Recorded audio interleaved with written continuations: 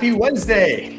We made it halfway through another week. Congratulations. And here we are. We're back. We're here to talk about some more good real estate news that's coming down the pike. Last week, we talked about some news that was a little bit more buyer friendly. Buyers are getting a little bit of help in the market. This week, we're sticking with that trend and we're talking about some huge opportunities for buyers. And we're talking about what those opportunities are and kind of why we think these opportunities are so ripe for some buyers. Obviously, not for everyone. So we have a couple different articles to go over. We're also going to be talking about agent commissions. This probably a lot of you guys know. We had lawsuits a couple years back. It's back in 2022 now, actually, I think. Maybe 23, I can't even remember. Talking about agent commissions. And it's been about a year since the settlement and the new rules went into play. And we're going to be talking about what difference it's made or hasn't made, rather. So we'll be talking about that as well.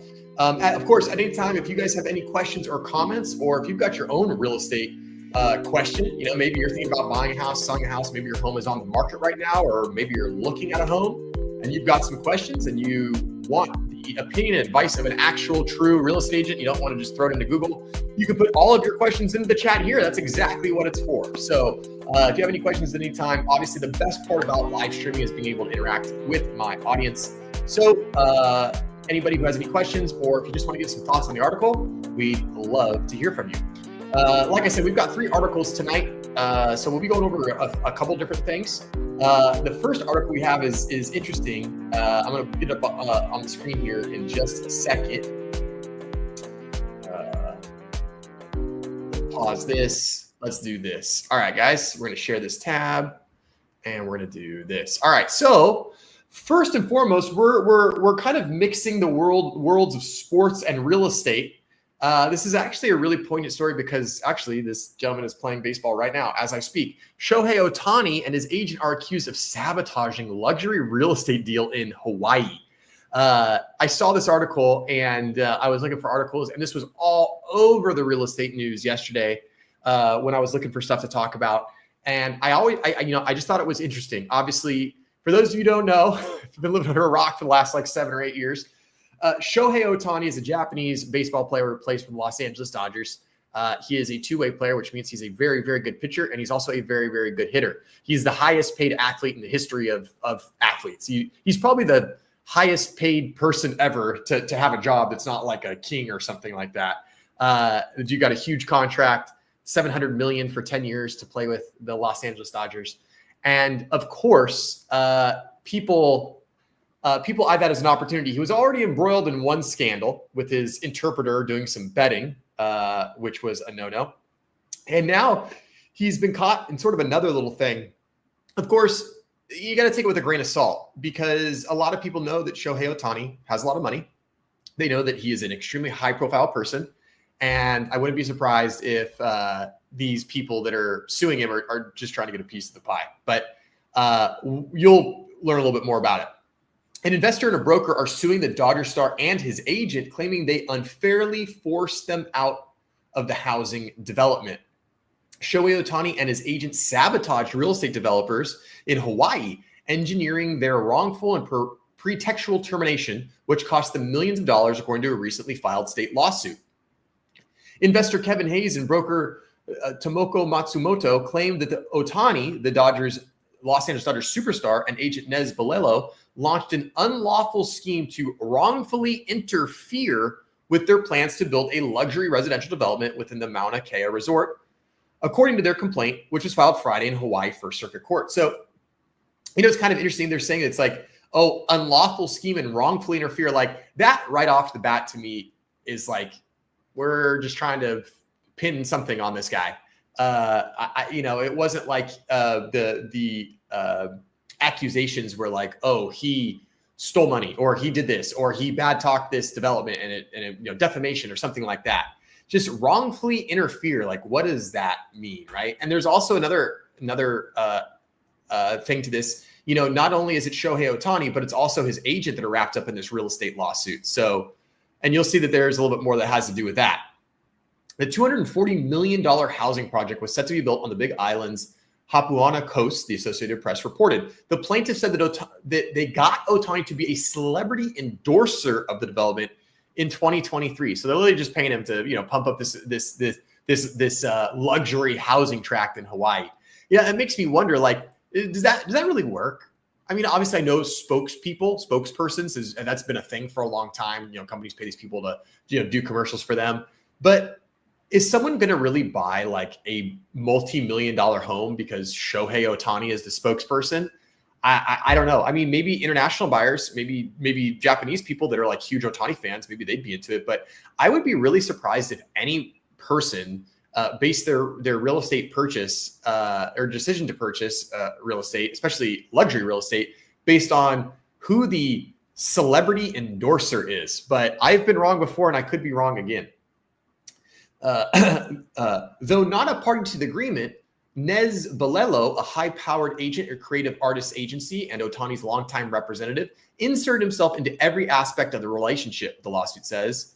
Balelo quickly became a disruptive force. He treated the endorsement agreement as a one-way street and responded to the business matters with stonewalling or hostility. Whenever challenged, Balelo resorted to his go-to tactic, threat of default. On numerous occasions, plaintiffs were told that unless they conceded to Balelo's ever-increasing demands, Ohtani would walk away from the deal, it says. And I don't know if they paid Ohtani a ton of money. They probably did, right? I mean, Ohtani's not cheap. I'm sure they paid him a ton of money. And the last thing they want is spend this money and have this guy walk away. And it's just interesting because at this point, it's he said, she said. Ohtani and Balelo pressured other investors to eventually dump Hayes and Matsumoto from the project, according to the lawsuit. Again, so that's just one person's complaint. They're saying that Ohtani and Balelo, pressured these out. I don't know. I wonder because I think Ohtani's got bigger fish to fry. I don't think he's really too concerned about this Hawaii development that he's the spokesperson for. I just find that to be really, really interesting. This is going to be a problem, and this spokesperson was the one that pushed out these developers. So I don't know. It just seems strange to me. But I saw that story and I thought, man, this is kind of an interesting real estate related story. We have some high profile baseball player, and their Angels Dodgers are actually playing right now. Freeway Series. It is on right now. That's probably where all my viewers are. I'm having to compete against the Angels sweep the Dodgers tonight. So that's going to be, I'm sure a lot of the viewership is over there. So appreciate you guys for joining me here. Okay, so let's go to the main event of the evening. And we're going to be talking next about this article that comes from Redfin. And if you're buyers, listen up. We're going to make this a little bit bigger for you guys. Boom. All right, buyers, take note. Mortgage rates are falling. Home price growth is cooling.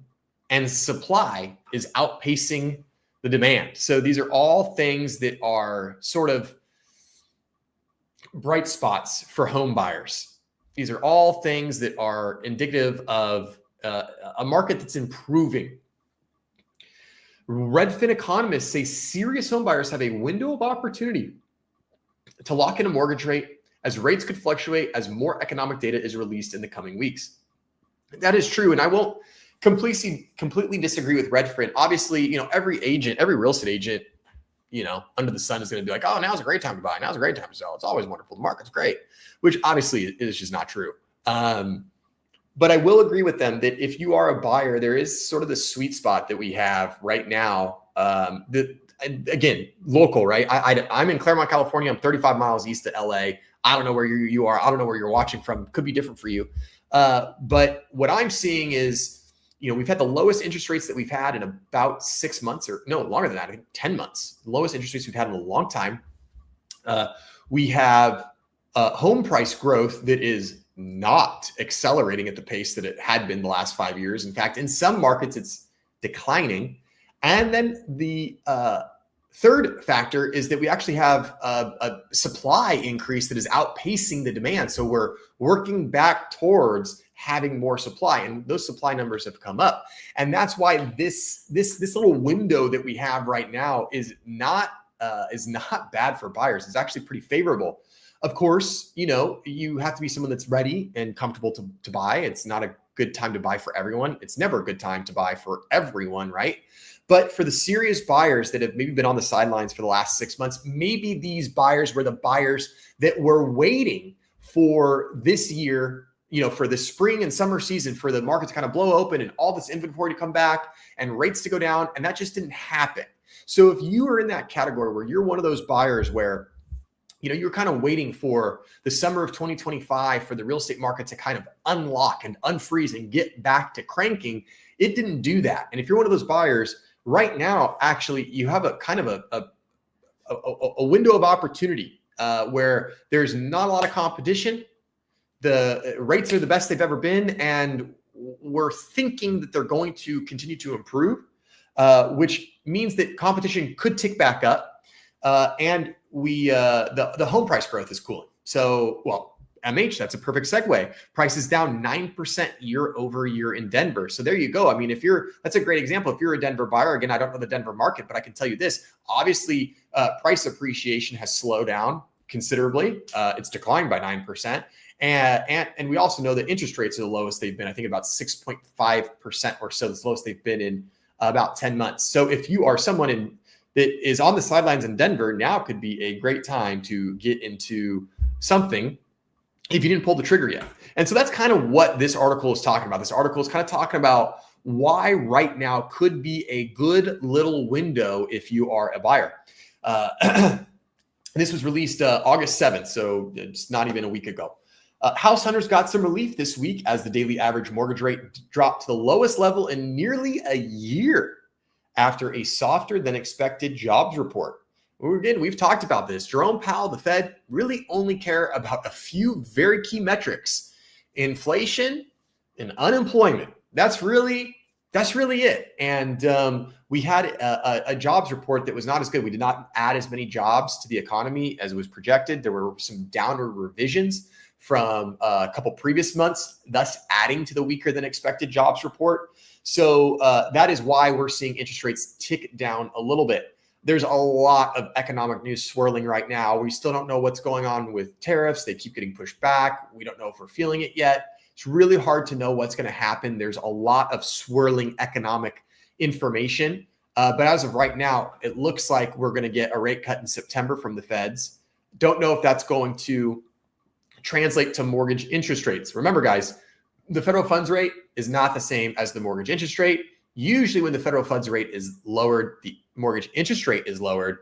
But back in December, we had the opposite anomaly. We had the anomaly of the Fed cutting rates, but mortgage rates going up, which is very unique.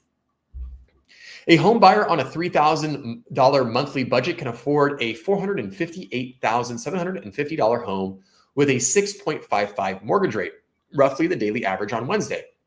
That buyer has gained roughly $20,000 in purchasing power since mortgage rates hit a peak of 7.08% in May. So there you go. I mean, that's a great, just really quick indicator of the buying power that increases or decreases as mortgage interest rates change, because just about a 0.5%, half a point difference made a difference of $20,000 on a $458,000 home. That's a big difference. So if you're a home buyer, wouldn't you love to just be able to increase your budget by $20,000, get a little bit more buying power and open up more options? Most people would. So again, just one quick thing that just demonstrates that we're still feeling the kind of the burn of higher interest rates. Of course, we don't know if interest rates are going to go down. We think they're going to go down. It looks like they're going to go down, but we'll just see what happens. And again, then we have to hope that mortgage interest rates follow that federal funds rate. There are a few other bright spots for house hunters this week. Home price growth is losing steam. And now I can already hear it. The Crash Bros, they're warming up. They're warming up. The Crash Bros are going to take this and they go, oh, see home price growth. They're going to use some very aggressive buzzword, home price growth absolutely tanking, crashing home price growth. It has begun, home price growth crashing. They love that one. They love to say it's beginning. Here it is. So home price growth is losing steam. That's good for buyers. The median U.S. asking price rose just 2.3% year over year during 4 weeks ending August 3rd, one of the smallest increases in 2 years. Sellers have started pricing lower in response to the buyer's market. Redfin economists predict sale prices will fall 1% by the end of the year. Additionally, just about one quarter, 26.6% of homes are selling above asking price, down from 31% a year ago. There are more home sellers than buyers in the market. The total number of homes for sale is up 8.5% year over year, while pending sales are down 1.2%. This you take with a little bit of grain of salt, this bullet point, because this bullet point is based off of this article. It's hyperlinked here. I already know this article. This article was the big one that came out in Redfin about a month ago. Talked about how, there's 500,000 more home sellers than buyers. There was one of those things where that data was not compiled well. And actually a couple other statisticians saw that and said, this Redfin's generally pretty accurate. This is not, the methodology they used to collect that data wasn't good. So we'll see. All right, MH, what do we got? Let's see. Going to have to go on the headset here in a few. Tomorrow's large item pickup day, and I have some large items that need to be picked up. Well, it's a good thing that tomorrow's large item pickup day. MH, always appreciate you hanging out. I know we had a little bit of a late start tonight. Hopefully you can hang out as long as possible, and good luck with all of your big, bulky items. Hopefully they get taken away. The other thing that's interesting about this is, we say home price growth is losing steam. And a lot of people think, home prices are going down. That's not the case. And the crash bros will say, home price growth is losing its steam. The crash is incoming. Well, that's not the case, because actually prices rose 2.3%. They're just saying the prices aren't going up as fast as they used to go up, but they're still going up. Again, this is US median. So if you're talking about a specific market, it could be different, could vary, right?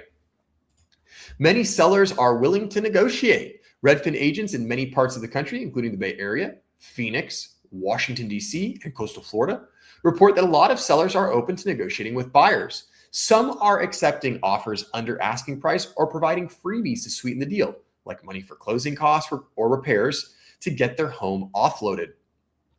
A couple interesting things here.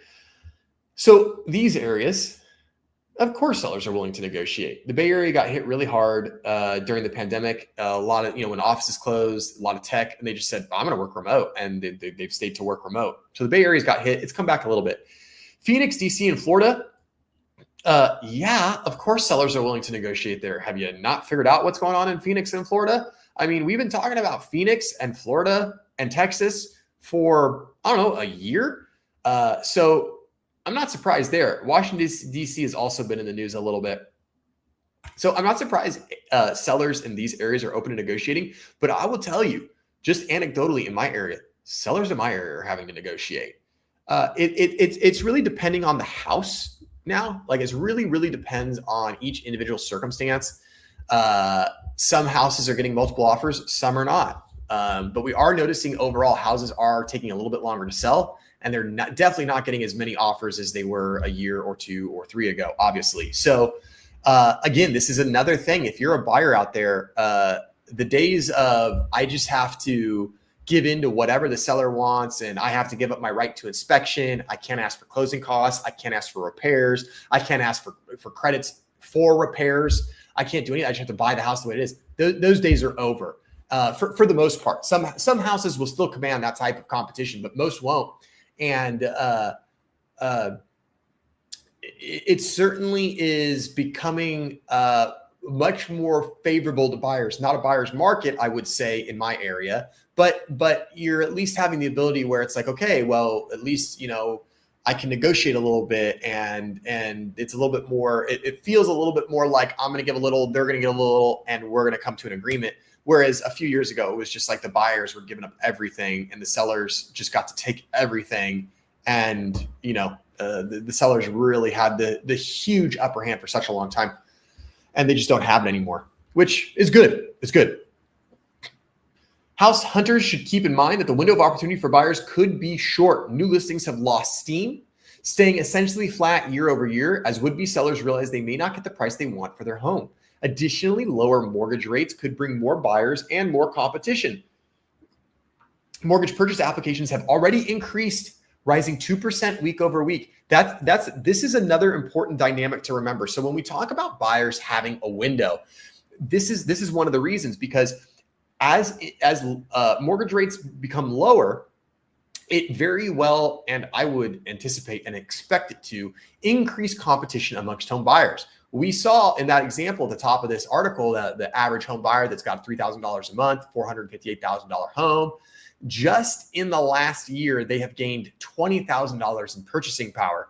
So that's going to entice people because they're going to be able to get more home, and perhaps that will get them from renting to buying. For example, if the nicest home they can afford is $500,000, but it's no better than the rental they're in, then why would they purchase it, especially at a interest rate that's a little bit higher and a high price? Well, now in this situation, they might be in a rental, but if the home has been on the market for 37 days and the seller's willing to negotiate, and the interest rate is now 6.5 as opposed to 7%, that could get the people, in that situation to go, hey, you know what? We're back in the game. We're ready to go. And that's why we say that, with lower mortgage rates, if you're a buyer, lower mortgage rates are good. They'll increase affordability. They'll increase your budget. You can increase your buying power, but it will also increase competition, which could see prices go up. So that's why we're saying that, that there is a kind of a sweet spot right here this time of year. I think this sweet spot very well could be over by the first of the year. So I think there's about 3.5 to 4 good months. Some people would probably disagree with me because they'd say, well, what about December and November? That's not really a good time to buy a home. It can and can't be. Inventory is a little bit limited in November and December, but the good thing, if you are a buyer and you find a home you like in December or November, inventory is limited, that those sellers are really motivated to sell that home. Why else would they list it during the holidays, right? So you can rest assured that your competition will be a little bit lower. Yes, your selection of product, your selection of available homes will be lower, but the sellers that are selling those fewer products will be much more serious, and they will be probably more likely to negotiate to get a deal done, especially if they need to sell the house before the end of the year. So again, I don't want to just come off as one of these agents. It's like, oh, buyers, hey, breaking news, hey, you've got a good window and now's a good time to buy. That's not what I'm saying. I am saying if you were a buyer that was maybe thinking about buying this summer and interest rates didn't do what you wanted, inventory didn't do what you wanted, sellers weren't negotiating the way that you wanted, now could be the time to get while the getting is good. And I think this window is really viable between now and December 31st. That's my opinion. Serious home buyers should consider taking the window of opportunity to act fast and lock in a mortgage rate at the lowest level we've seen since October, said Chen Zhao, Redfin's head of economics research. Last week's soft jobs report ups the chances of the Fed cutting interest rates in September. The market's anticipation of that cut has already pushed mortgage rates down, and there's no guarantee they'll fall further. There's a chance mortgage rates could fluctuate when more economic data is released. Okay, remember this sentence here, the market's anticipation of that cut has already pushed mortgage rates down. This is the slang term that we've talked about. When I talked about how the mortgage markets will bake in economic news or a Fed mortgage rate, Fed interest rate cut. And that's what we're seeing already. The mortgage world is going, we're getting a rate cut. We're very confident that we're getting a rate cut. Well, the mortgage world's not going to wait. They're going to say, hey, if we're going to get a rate cut, let's drop these rates and let's drop our rates now, try to entice some buyers. Look how great our rates are. Maybe we can, beat out some other lenders and get some business. So if the Feds do announce a rate cut in September, it's quite likely that mortgage interest rates won't change. They won't go down because they've already done the shifting ahead of time. Furthermore, the Redfin economist makes a really good point. Interest rates might not go down with this September rate cut, but if we do get more adverse economic news, if we get economic news that is not so good, it's not encouraging, well, interest rates could tick back up. So you might want to lock a good rate now while you can, if you're ready to do so. For Redfin economists take on the housing market, there you go. So leading indicators. So this is a table I thought was good. There's a lot here. I don't think we're going to go through all this stuff. But this I thought was good. And this really just shows some of the differences between when it was a little bit difficult to buy a home, when it was a little bit more expensive, when sellers weren't negotiating versus now. So daily average 30-year fixed mortgage rate, 6.57. Recent change, 10-month low. down from 6.86% year over year. So we have a 10-month low. Weekly average. This isn't really, it's essentially unchanged. We don't really care about the weekly average of mortgage rates. Mortgage rates don't really fluctuate on a weekly basis typically. Mortgage purchase applications up 2% from a week earlier, up 18% year over year. Again, here's a good indication. If you think the market's crashing, well, 18% of people applied for a mortgage. So that just goes to show you that there's no crash inbound. There's plenty of buyers on the sidelines that are prepping, gearing up, getting ready to go. And this should also be an indication to the buyers out there that are watching right now that, hey, we went up 18% in mortgage applications. That's your competition. So there was an uptick in 18% of your competition year over year. So something to think about. Redfin Home Buyer Demand Index. This is a measure of tours. And so when people request a tour through Redfin, it's up 2% year over year. It's up 3% from a month earlier, week ending August 3rd. So again, people are not only year over year wanting to view houses, it's up 2%, but just in the last week, people have been wanting to view homes. Touring activity. This is through Showing Time, which is a company that is like a virtual calendar, a scheduler for home showings. Up 28% from the start of the year as of August 2. That's wild. At this time last year, it was up 13% from the start of 2024. So that was kind of like showing like leading indicators, activity, things like that. This is actual key housing market data. So Redfin's national metrics include data from 400 plus US metros and are based on homes listed and or sold during the period. Median sale price, year over year change, 2.1%. You can see pending sales are down a little bit. New listings, pretty flat. Active listings, 8.5%. Smallest increase since February 2024. So this is interesting because, again, this article talks about, hey, some of these sellers are just delisting. They're saying, hey, we can't get what we want. We can't get our price. We're just going to take the home off the market. We'll try again later. We'll try again at a different time. We'll try next spring, something like that. Months of supply. This is a good one. So month of supply, 3.9 months of supply. It's up half a point, which is good. 4 to 5 months of supply is considered balanced, with a lower number indicating a seller's market. This is good. So we have an increase by half a point, and we're at 3.9. 4 really indicates kind of like a balanced market. So we're almost back on a national average, mind you. Again, national average. We're almost back to a balanced real estate market. This is a great thing. Share of homes off market in 2 weeks, 32.3%, down 36%.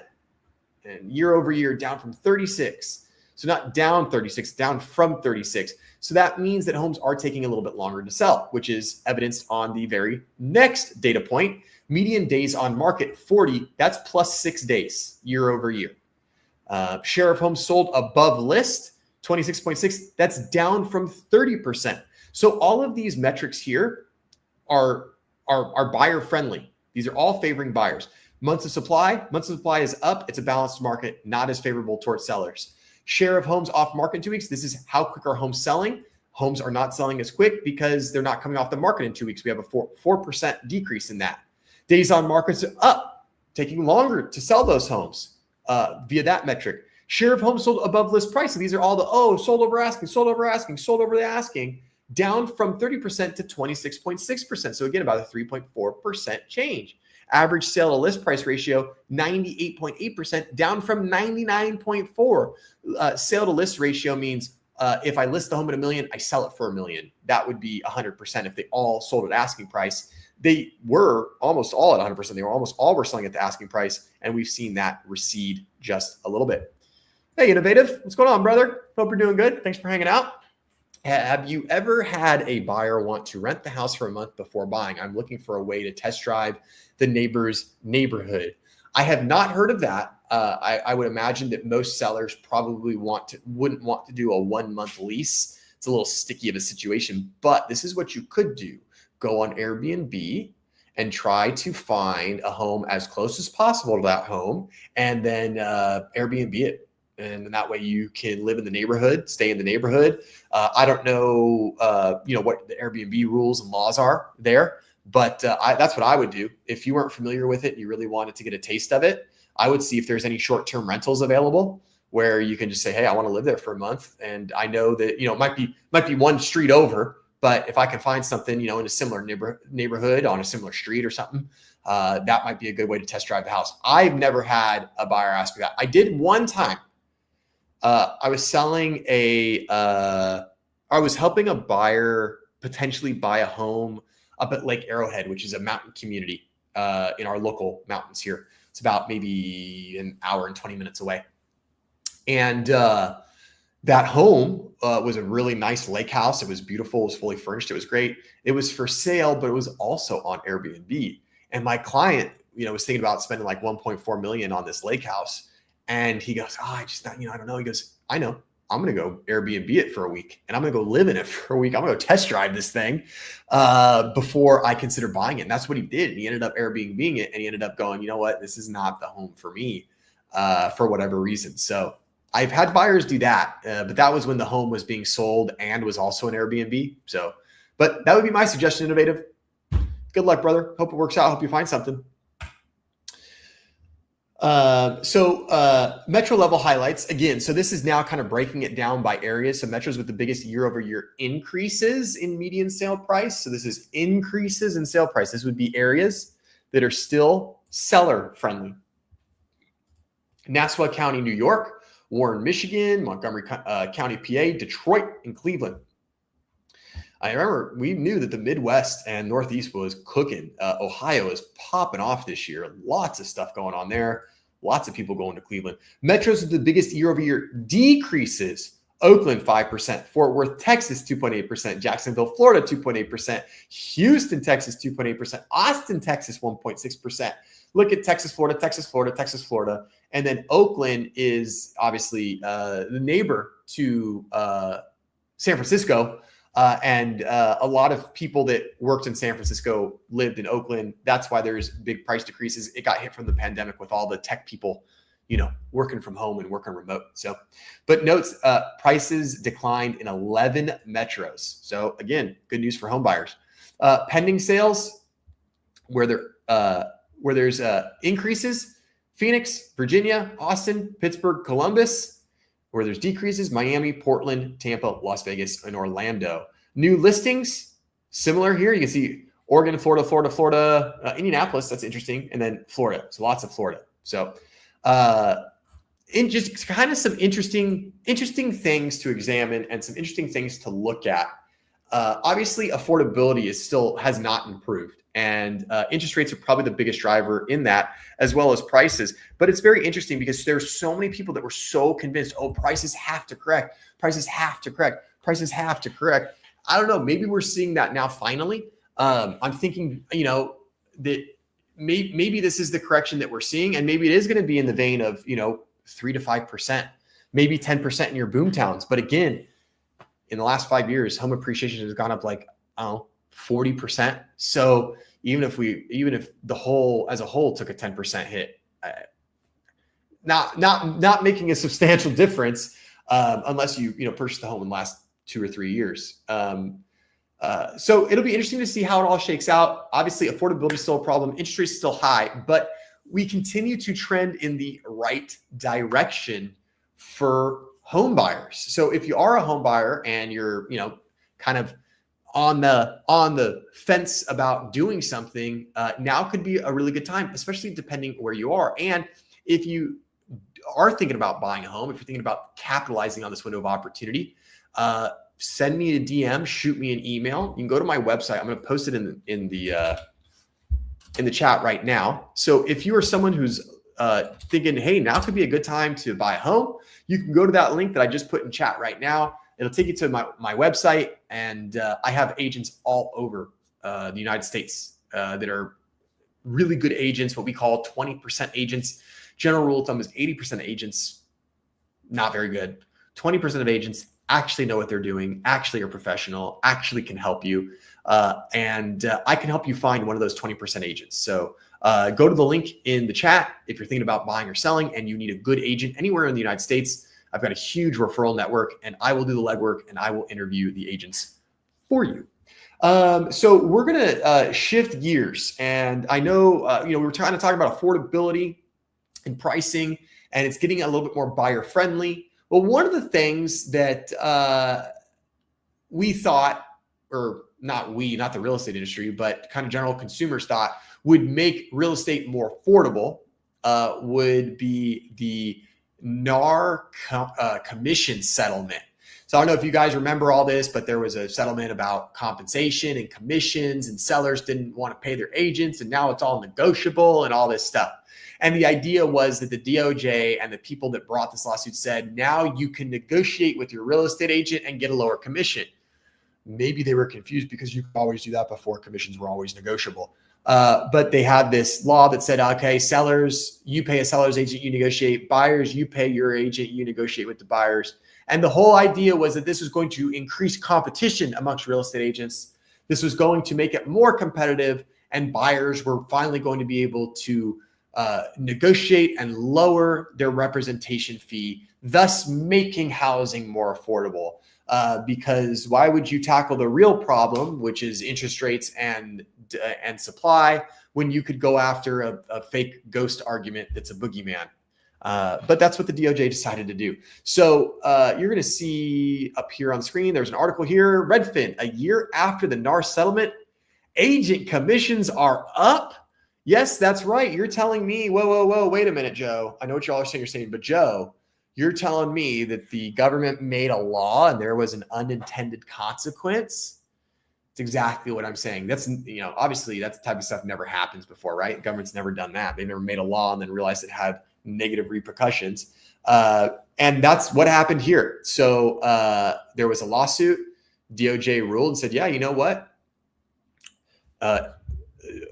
Buyer agents should have their own representation. They should have to sign an agreement, and they should have to agree upon a fee. Sellers, they don't have to pay a buyer's agent if they don't want to. Okay, great. That was all it. Yeah. Hey, that's the American way. Sue them again, right? That's the great American way. If you didn't win the first time, take them to court again a second time for something else. I'm sure there will just be more lawsuits. I'm sure of it. Interesting. So, kind of the thought was, well, now you can negotiate the price. You could pit one buyer's agent against the other. You could say, well, he said he would help me buy a home for $10,000. Will you do it for $8,000? Yeah, sure. I'll do it for $8,000. Okay. Well, will this person do it for $7,000? And obviously that's what they were thinking was going to happen. That did not happen at all. Kind of interesting what did happen. Let's get into it. More evidence is emerging that the business practice changes have not slowed commissions, which, by the way, agents, we knew this. We knew that this wouldn't do anything.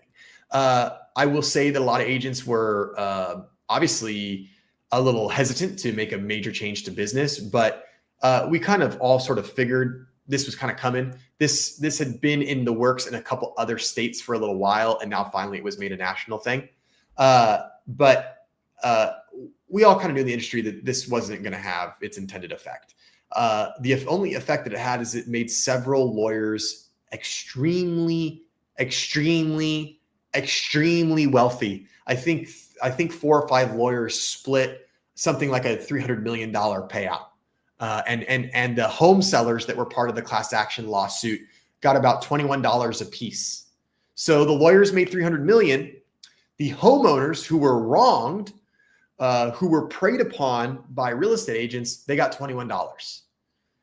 And the funniest thing is this whole lawsuit was over consumers overpaying for representation. Perhaps the consumers that filed this lawsuit overpaid for their representation because they paid a ton of money, hundreds of millions of dollars for their representation. And yet the attorneys are complaining that agents are getting paid too much. Very interesting, I find.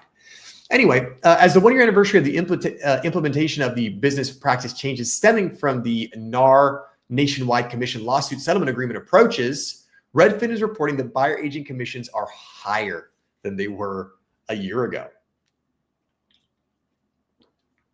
According to Redfin's analysis published Tuesday, during the second quarter of 2025, the average buyer's agent commission was 2.43%, up from 2.38%. All right, guys. So there you have it. Yes, buyer agent commissions are up after this lawsuit. It did the opposite of the intended effect. However, they're up a whopping, what is that? 0.05%, a tenth of, not even a 500ths of a percent. I mean, this is a negligible increase in buyer's agent compensation. But again, it's not necessarily the amount of the increase. It's the fact that there wasn't a decrease. All of the lawyers, all of the attorneys, the DOJ said, oh, this could potentially save home buyers $10,000 to $15,000 a transaction. This is good. People are going to be able to buy homes again. And it did exactly the opposite. And honestly, I think they knew that. I think that they were trying to get some publicity in the news. I think that they were working the judges and the jury, and I think it worked perfectly. And I think what happened is that a very small number of attorneys got very, very rich. And the DOJ can pat themselves on the back and say, look, we helped consumers. We tried to help you with housing affordability. See, we did our part. And at the end of the day, it didn't really affect the agents or the industry much. At the end of the day, it really just kind of now has hurt consumers even further. So good going, DOJ. And it's funny because the whole Department of Justice, consumerism, they're supposed to be protecting the American consumer, and they just cost them more money. This is the third consecutive quarter that commissions increased after the NAR settlement business practice changes went into effect in August 2024. So this isn't just a fluke. Right? This isn't just a one-time thing. This is like multiple quarters where commissions have gone up. And I will tell you anecdotally, I represent a lot of buyers. I represent sellers. This year, it's been about a 50-50 mix for me. Buyer agent commissions are higher than they were. I know that I have made more being able to negotiate, which is great for me. I guess that means I'm a good negotiator. But I can tell you, and I've talked to other buyer agents, and they're like, yeah, I've gotten a little bit more. Again, when we're talking about, oh yeah, we're getting more for buyer agent commission, it's probably less. It's probably over the course of the whole year. It's a very small amount of money, right? Because again, we talk about 0.05% increase, but based on the data, there's been an increase in buyer agent compensation, and also anecdotally, based on my experiences, I have witnessed and seen an increase in buyer's agent compensation. So very clearly, it's happening, not only anecdotally, but also data-wise. We have the statistics to prove that. The analysis is based on data from Redfin's buyer's agent commissions for closed home sales, as well as data from listings sold by Redfin agents, deals referred by Redfin.com to partner agents, and deals where buyers used Bay Equity home loans. So this is all Redfin stuff. So they're only talking about when Redfin has some type of piece of the pie, whether Redfin represents the seller, represents the buyer, or it's a referral from Redfin, or they're using Bay Equity, which is Redfin's lender. So that would be the only way they know. But based on all that, which is a lot of data, they can still see that buyer agent compensation is higher. Redfin attributes the uptick in buyer's agent commission to buyers who currently have more negotiating power than sellers in many markets across the country.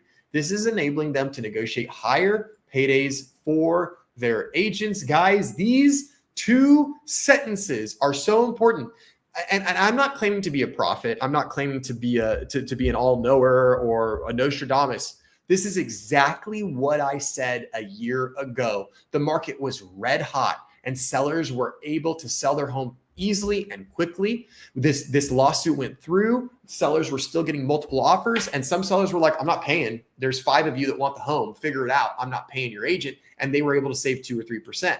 However, one of the first things that came to my mind that I brought up actually to some of my colleagues was, what happens when it's a buyer's market? And in fact, I think I said this on one of my streams. I'd have to go back and look at one of the streams. But what happens when it's a buyer's market? What happens when you're a seller and you've been on the market for 4 months or 5 months and you finally get an offer? Your home's been on the market. You've reduced the price. Interest rates have gone down. You can't get it sold. This will happen. Then what happens? Well, buyer's agent's going to walk in and say, I want 4%. And if you don't want to pay me, my buyer will go somewhere else. It's a buyer's market. Your neighbor's house is for sale. The house behind you is for sale. A house 2 streets over is for sale. So if you need to get your home sold, you need to pay me 4%. Well, they've already agreed to pay their listing agent probably 2 or 3%, maybe 4%. I don't know what they agreed to. Now what's happening? Well, now the total commission is huge. It's very high. It's much higher than it was. It's much higher than the old typical 5 to 6%, right? So the whole idea of this, oh, don't worry, sellers, you can negotiate down your buyer's agent commission. Yeah, that works in a seller's market. In a buyer's market, it does the complete opposite. And it could very well take money out of the seller's pocket more so than it did before. But again, this is what I mean. This is when people sit in a room, they don't think critically. They try to solve the problem that they have, not the problem that the herd has. The problem the herd has is housing affordability. The problem that this person had was they didn't want to pay so much to an agent. So they tried to address that problem at the cost of the solution for the herd, because this is going to hurt affordability. We all knew that. The DOJ decided to ignore the real estate industry and the National Association of Realtors and said, nope, you're wrong. And now this is where we're at. So it'll be very interesting, because I fully intend and plan on, when I have a buyer and they want to write an offer on a home that's been on the market for 3 or 4 or 5 months and it hasn't sold, hasn't got any offers, and they want me to write an offer, you better believe I'm writing in, oh yeah, I want 3.5% commission. I want 4% commission. Why wouldn't I? We've got leverage. We've got power. That's negotiating 101, right? So it'll be interesting to see how this plays out. Again, when this law went into effect, the landscape was different, and it's now changing. And sellers aren't just going to get to tell buyers, I'm not paying anymore. Those buyers absolutely will walk away. They'll go to a different house. They'll go negotiate a lower price at a different house. They'll go negotiate their agent to be paid at a different house, and your home will continue to sit on the market. According to a Redfin agent in Austin, whose housing market has rapidly slowed from the height of the post-pandemic frenzy, most buyers' agents are now trying to negotiate for a 3% commission. He said this is up from 2.5% to 2.75% prior to the NAR settlement going into effect. Buyers can walk away if the seller does not pay the buyer's agent commission, and they'll likely be able to find another home that they like with a seller who is willing to pay that buyer, who is willing to pay what the buyer is asking for to offload their home. Exactly what we were just talking about. Andrew Vallejo, a Redfin Premier agent in Austin, said in a statement. Since the NAR settlement, there's been a lot more discussion about commissions with clients, and more sellers are trying to counter with a lower commission rate. But in most cases, in today's market, the buyer can stay firm. I will say that this is true. There has been a lot more discussion about commissions with clients. When a buyer came to me before this lawsuit, they almost never asked. They didn't think to. They didn't worry about it. They never said, Joe, how do you get paid? Every once in a while, I would have a buyer that go, hey, Joe, like, how do you get paid for all this? I said, don't worry. The seller is going to pay me a commission out of the proceeds from the sale of their home. Now we are forced to have more upfront conversations about compensation, how it works, and explain it. And that I am a fan of. That's been fine. That's been good. A lot of agents, we've learned how to kind of express what the DOJ did. We've learned how to describe it, talk about it, and guide clients through in a way that makes sense. And so we're kind of used to it by now. But that's what we were just talking about. It's just now the buyers, they've got some leverage now. They can do some stuff. But this is not the case in all markets. Yeah, we talked about this local, right? The analysis highlights Minneapolis, where Redfin agent Emily Olson said she's seeing buyers and their agents being more flexible when requesting seller-paid agent fees. Most buyers in our market have been coming in with an expectation of 2.7% commission to their agent, Olson said in a statement. That said, I've been seeing some flexibility lately, and I've had success negotiating it down to 2.5% in a number of cases. Across homes sold for less than $500,000, this doesn't make sense. Across homes sold across the U.S., maybe they forgot the U.S. Homes sold for less than $500,000. The average buyer's agent commission was 2.52% in quarter two, up from 2.5% in the prior quarter and 2.45% a year ago. So they just keep ticking up. Redfin said this is the highest level of buyer's agent commission recorded at this price point in nearly 2 years. Good job, DOJ. Good job. Homes that sold for $500,000 to $999 recorded an average buyer's agent commission of 2.34%, up from 2.31% in the prior quarter 1 year ago. For homes that sold for $1 million or more, the average commission 2.21%, an improvement over an all-time low of 2.19 set in the first quarter, but still below 2.24. Redfin is not the only firm reporting an uptick in agent commissions in the past year. Data from Real Trends Consulting shows that agent commissions rose from an average of 2.65% in September 2024 to 2.71% as of early August. So again, guys, we're not talking about like these hugely major increases, but I want to know what you guys think. What do you guys think? Do you guys think that the whole lawsuit with DOJ made sense? I mean, clearly it hasn't had its intended consequence. If you're a buyer out there, have you had to have a discussion with an agent about compensation? If you're a seller out there, what did your listing agent tell you? How did they frame it and say, well, I charge 3%, but then we're probably going to get an offer that's going to ask for 2 or 3%. You're going to have to pay them, whatever. I would like to know. I heard of one agent who was a listing agent who went to list a house and he still said, oh yeah, my fee's 5%. And the seller told me that. And I said, are you sure he didn't mean like total was 5%? And he said, no, he was very clear. His brokerage gets 5%.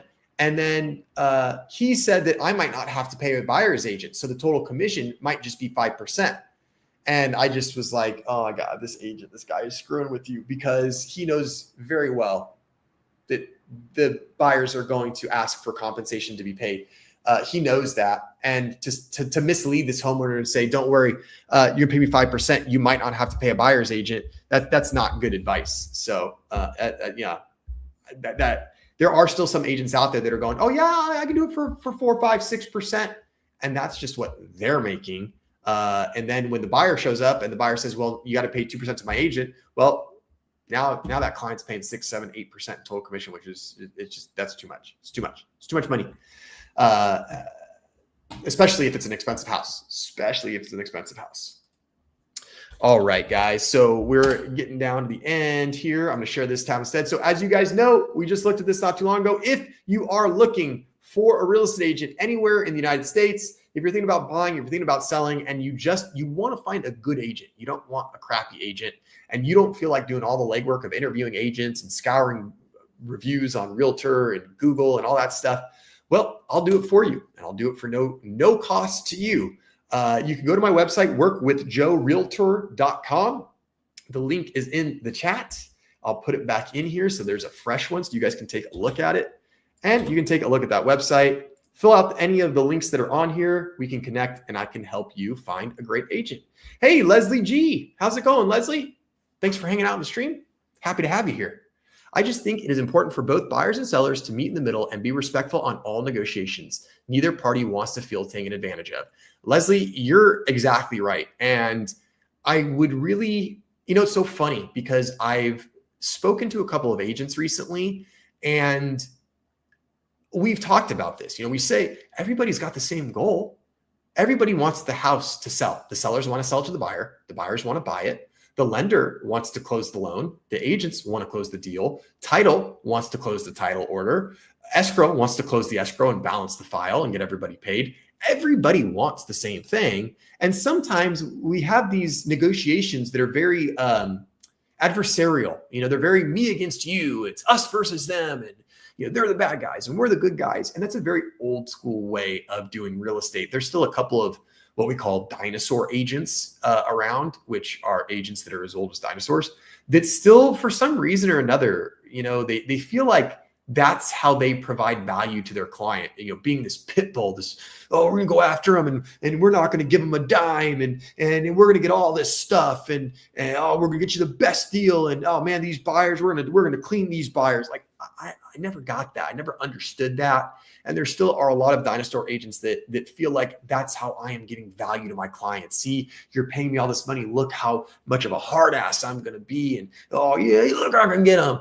That always blows my mind because my train of thought and my theory is I'm going to add value by being a good advocate, by giving them good information so they can make a good decision, by giving them good comparable properties so they have good information to make that decision. I'm going to guide them with what they need to do to improve their property to get the best price. I'm going to guide them through offer negotiations. That's how I'm going to show them my value. I'm not going to show my value by being the loudest yeller in the room. And for some reason, some of these old time dinosaur agents love to do that stuff. So Leslie, I couldn't agree with you more. The best part is when, they give a little bit, you give a little bit, everybody gives up a little bit, and you all get everything at the end. And it's so much better. So Leslie, thanks for your comment. Thanks for hanging out on the stream. I appreciate you being here. I hope you have enjoyed your stay at Joe Precker Real Estate YouTube channel. And while we're here, guys, if you wouldn't mind, if you enjoyed the stream, right down here is the like button somewhere. If you wouldn't mind hitting that like button, give me that thumbs up, really does help the stream. It doesn't cost you anything. And also, if you haven't subscribed, please hit that subscribe button. It'll keep you up to date on all the live streams. We do live stream once a week, and we do it on Wednesdays at 6:30 Pacific time. And talking about all the latest and greatest real estate stuff. So go ahead, right down here, hit that like, hit subscribe, and go check out workwithjoerealtor.com if you need a real estate agent anywhere in the United States. Thanks for hanging out, guys. This has been an awesome stream, a great viewership. I hope you enjoyed the stream. We will be back next Wednesday, as we always are, talking about the latest and greatest in real estate. So you can find me back here on the channel at 6:30. If you guys ever have any topics you want to talk about, you can drop them in the comments on the live stream. And I had one guy one time go, "Hey, Joe, talk about ADUs." Well, you better believe the next live stream we did, we talked all about ADUs, which is accessory dwelling units, guest houses, stuff like that. Oh, Mr. Folks, one of my newest subs. That's all right, Mr. Folks. That's all right. I appreciate you being here. Thanks for popping and saying hi. Yeah, next week. I'm counting on you next week, brother. You got to be here next week, 6:30. I started a little bit late today. Hey, Red, how's it going, buddy? Thanks for hanging out. Thanks for lurking in the background. Hope you're having a good night. I'll see you next time. All right, guys, that's it for me. I'm going to go finish up the rest of this Angels-Dodgers game. I think Shohei is still pitching. I wonder, hopefully my Angels are winning. Everybody have a great week. I hope you guys enjoy the rest of your Wednesday evening. Thanks so much for giving me some very, very valuable time. And my regulars know this. I always like to close out with a little bit of positivity. It's a crazy world out there. Please be kind to everyone. It's hectic. It's wild. It's crazy on the road. It's crazy in the supermarket. Be nice. Be kind. Maybe wave at someone. Maybe smile at someone, right? Just be nice out there. It's a crazy world. All right, guys. I'll see you next week. Have a good week.